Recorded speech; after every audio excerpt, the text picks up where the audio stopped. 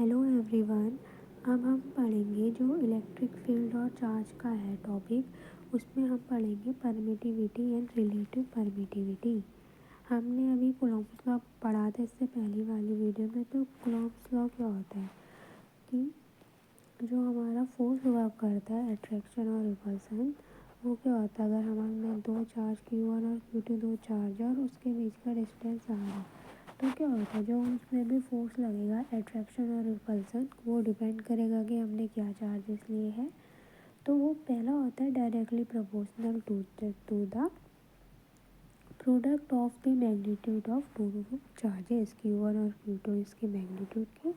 और दूसरा जो हमारा फोर्स होता है वो inversely proportional to the R square, इसका जो डिस्टेंस होता है उसके स्क्वायर के इक्वल होता है। तो अगर हमें कांस्टेंट हटाता है तो वहाँ पे हमारा फोर्स कांस्टेंट आता है K। तो उसे क्या कहते हैं, हमारा फोर्स कांस्टेंट इन इलेक्ट्रोस्टेट, जिसकी वैल्यू क्या होती है हमने करा था ये K की वैल्यू होती है 1/4 पाई। अब जो ये 1/4 पाई एप्सिलॉन, अब जो ये एप्सिलॉन होता है हम इसी को कहते हैं परमिटिविटी ऑफ मीडियम। जो हमारा मीडियम है उसकी परमिटिविटी। अब परमिटिविटी क्या होती है, जो ये होता है जो अपनी ओन फील्ड को, अपनी खुद की फील्ड को डिक्रीज़ करता है। ये जब भी कोई दो चार्ज आपस में इंटरेक्ट करता है तो ये परमिट करता है अपने फील्ड को डिक्रीज़ होने के लिए। तो ये हमारी क्या होती है परमिटिविटी। जो एप्सिलॉन है अब वो डिपेंड करता है कि हमारा मीडियम क्या मीडियम है, एयर में है, वैक्यूम में है, ग्लास में है।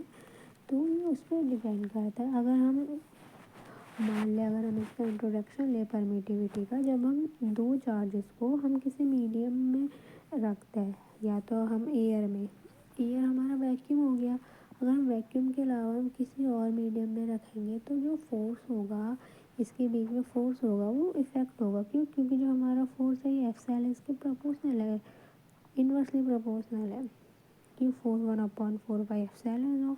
तो अगर हम मीडियम चेंज करेंगे तो एप्सिलॉन चेंज होगा, एप्सिलॉन चेंज होगा तो हमारा फोर्स भी चेंज होगा। तो फिर अगर इसमें क्या है, हम मान लें तो ये हमारी होती है एप्सिलॉन को हम कहते हैं परमिटिविटी। अब जो है जो एप्सिलॉन है वो मिनिमम होता है, किसके लिए होता है, वैक्यूम के लिए, एयर के लिए, फ्री स्पेस के लिए। एप्सिलॉन की वैल्यू सबसे कम होती है हमारी, मिनिमम होती है वैक्यूम में, एयर में और या फ्री स्पेस, तीनों में एप्सिलॉन मिनिमम होता है। तो अगर वैक्यूम और इस सब चीज़ की बात करें तो हम इसे एप्सिलॉन नॉट बोलते हैं वैक्यूम में। और इसकी वैल्यू क्या होती है 8.85 इंटू 10⁻⁻12 कूलॉम स्क्वायर पर न्यूटन मीटर स्क्वायर। अगर एप्सिलॉन हमारा वैक्यूम में, एयर में मिनिमम है तो हमारा जो फोर्स होगा वो हमारा मैक्सिमम होगा। फोर्स क्या होगा F0। वैक्यूम का फोर्स क्या होगा हमारा मैक्सिमम होगा। क्योंकि force is directly inversely proportional to epsilon naught. अगर एप्सिलॉन कम है तो हमारा फोर्स यहाँ पे ज़्यादा होगा। तो यही बात लिखी है हमने यहाँ पे कि एप्सिलॉन को हम क्या कहते हैं, एप्सिलॉन नॉट बोलते हैं, जो कि सबसे मिनिमम होता है वैक्यूम में, एयर या फ्री स्पेस में। जो अगर हम मीडियम की बात करें, जो भी हमारा मीडियम में एप्सिलॉन की वैल्यू होगी वो ज़्यादा होगी किससे, वैक्यूम से।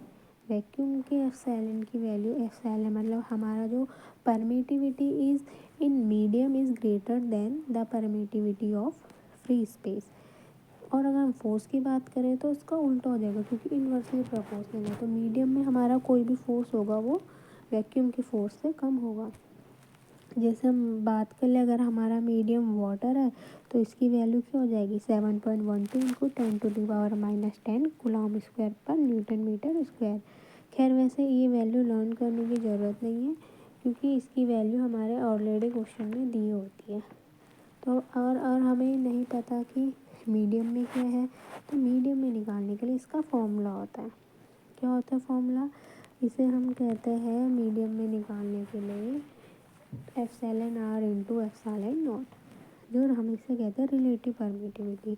अगर हमें क्या होता है, रिलेटिव परमिटिविटी होता है epsilon m upon epsilon naught. Means relative permittivity होती है हमारी ratio of permittivity of the medium to the permittivity in the free space is called relative permittivity.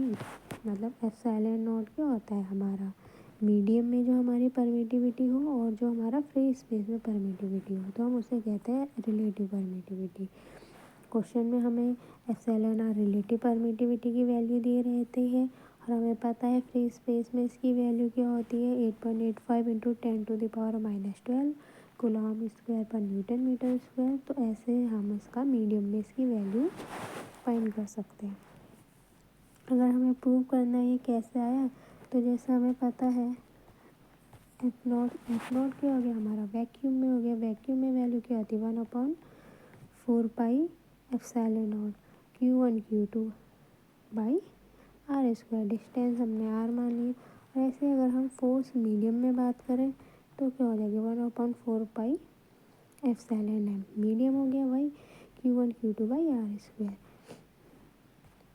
अब अगर हम इन्हें डिवाइड कर दें F naught by F M, तो तब क्या आएगी, वैल्यू आ रही हमारा epsilon m by epsilon naught, क्योंकि Q1 Q2 दोनों में सेम होंगे, आर स्क्वायर सेम। 1/4 पाई से 1/4 पाई कैंसिल, तो वैल्यू क्या बचेगी, epsilon m upon epsilon not. तो इसको ही हम बोलते हैं एप्सिलॉन आर। ठीक है, तो ये वैल्यू क्या हो गई, एप्सिलॉन आर। अगर हम यहाँ पे निकालें वैल्यू, अगर हम एफ एम निकालें, फोर्स इन मीडियम क्या होता है, F naught upon epsilon R. मतलब क्योंकि जो अगर हम किसी मटेरियल को मीडियम में रखेंगे तो क्या होगा, उनके बीच में जो फोर्स होगा वो 1/एप्सिलॉन आर टाइम्स हो जाएगा ओरिजिनल फोर्स का।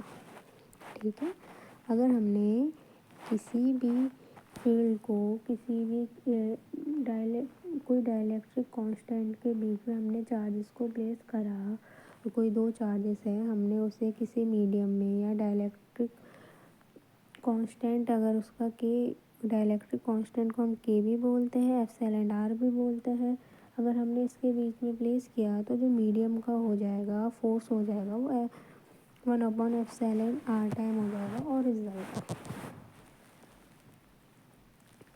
ओके, तो जैसे हम यहाँ से कुछ क्वेश्चन और इसे एग्जाम्पल के थ्रू समझ लेते हैं।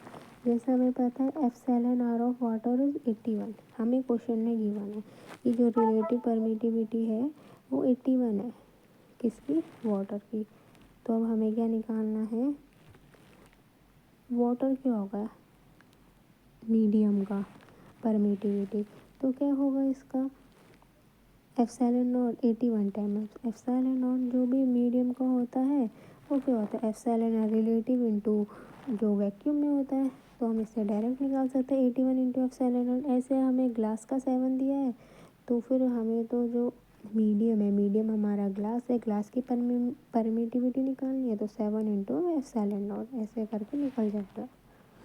जैसे अब हमारा ये क्वेश्चन है, दो चार्जेस है Q1 Q2, ठीक है, दोनों के बीच में डिफरेंस D है और एक हमारा है और उसमें वैक्यूम में रखा है तो उसमें फोर्स F लगता है, और दूसरा है वो हमारा लिक्विड में दे रखा है उसमें फोर्स F/4 लगता है, और वही डिस्टेंस दोनों की सेम है, सब चीज़ सेम है। तो हमें निकालना है एप्सिलॉन आर फॉर लिक्विड, मतलब हमें लिक्विड के लिए रिलेटिव परमिटिविटी निकालनी है।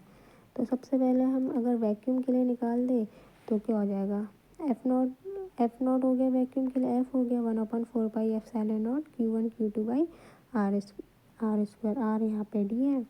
ऐसे अगर हमें मीडियम के लिए निकालना है, मीडियम के लिए F/4 हो जाएगा, और वही फॉर्मूला 1/4 पाई। अब यहाँ पे हम एप्सिलॉन नॉट की जगह क्या लिखेंगे, एप्सिलॉन एम। क्यों, क्योंकि हमें मीडियम क्या है, लिक्विड है, तो Q1 Q2 by R square. ठीक है, अब हम दोनों को डिवाइड कर देंगे तो क्या हो जाएगा, मीडियम अपॉन एफ वो आ जाएगा, अपॉन करेंगे तो उल्टा हो जाएगा, जो एप्सिलॉन एम है उल्टा आ जाए ऊपर आ जाएगा और एप्सिलॉन नॉट नीचे। और हमें पता है मीडियम अपॉन वैक्यूम का क्या होता है, वो होता है हमारा एप्सिलॉन आर। तो हम ये सब पूरी वैल्यू रखेंगे फोर्स की, तो यहाँ से हमारी एप्सिलॉन आर की वैल्यू आ जाएगी। ऐसे ही सेम ये भी सेम वही क्वेश्चन है। अब यहाँ पे डिस्टेंस भी सेम है, पहले में तो दोनों में डिस्टेंस सेम थी, अब यहाँ पे डिस्टेंस अलग अलग है, एक की डी है एक की dy/2 है। तो हमें मीडियम में फोर्स दे रखा है, वैक्यूम में दे रखा है, तो वही हमें रिलेटिव परमिटिविटी निकालनी है एप्सिलॉन आर।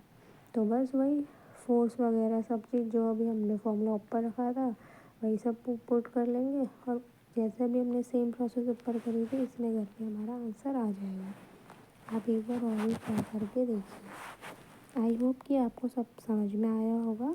Thank you.